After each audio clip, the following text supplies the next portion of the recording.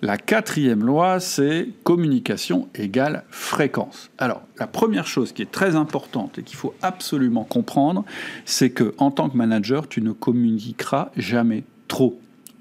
Je connais des managers qui me disent « mais oui, mais si en permanence je suis en train de leur parler, si en permanence je suis en train de leur dire des choses, en fait je les pollue, etc. etc. » Moi, j'ai jamais rencontré un seul employé, parce que je figure-toi que j'ai posé la question, et d'ailleurs vous pouvez vous poser la question, c'est « est-ce que vous-même vous avez l'impression que votre boss communique trop avec vous ?»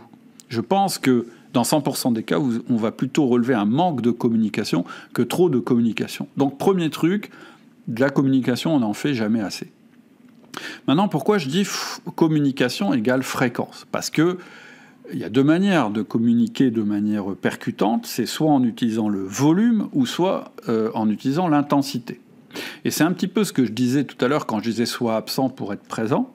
Si tu cherches à communiquer avec volume, c'est-à-dire en permanence, c'est-à-dire en essayant d'occuper la bande passante totale de ton collaborateur, il va se passer deux choses. Un, c'est impossible que tu sois bon tout le temps, parce que, comme je le disais, une communication de qualité, on n'arrive pas à la faire en permanence. C'est comme si on voulait courir un sprint sur une distance de marathon. Ça marche jamais très bien.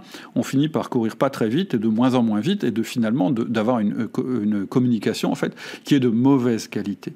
La deuxième chose, c'est qu'il va s'habituer. C'est-à-dire que quand quelqu'un nous parle en permanence, au début on remarque ce qu'il nous dit, puis au bout d'un moment ça fait assez vite un bruit de fond.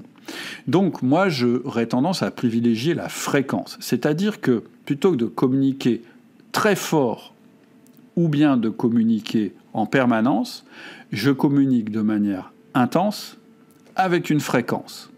Et donc, ça veut dire que ta communication, elle doit être ritualisée.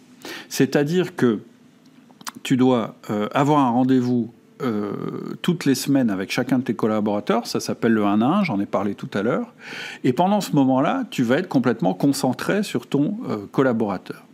Ça, c'est ta communication individuelle. La deuxième chose, c'est ta communication collective. Et donc, cette communication collective, tu vas le faire au cours de ta réunion d'équipe. Et elle aussi, elle doit être ritualisée, c'est-à-dire avoir une fréquence. Et elle doit être courte, c'est-à-dire qu'une réunion d'équipe, si ça dure plus d'une heure, tu vas t'épuiser, ça va perdre en intensité, et quand les gens vont sortir de là, ils vont être crevés. Et c'est pas le but. Ce que tu veux, c'est que quand ils sortent, ils soient, en pleine forme et qu'ils aient envie d'agir. D'ailleurs, je te conseille de rechercher sur la chaîne YouTube, tu peux taper... alors, comment ça s'appelle, ce truc-là ? Voilà, j'ai retrouvé. C'est la méthode du Kir Royal. Donc tu tapes sur Google la méthode du Kir Royal, tu verras, j'ai une petite technique pour faire que tes réunions soient un peu plus dynamiques, tes réunions d'équipe. J'espère que cet extrait vous a aidé et vous a intéressé. Pour accéder à la version complète, il vous suffit d'aller sur votre application de podcast, de vous abonner à Outils du Manager et de rechercher le podcast portant le numéro de cet extrait. À tout de suite.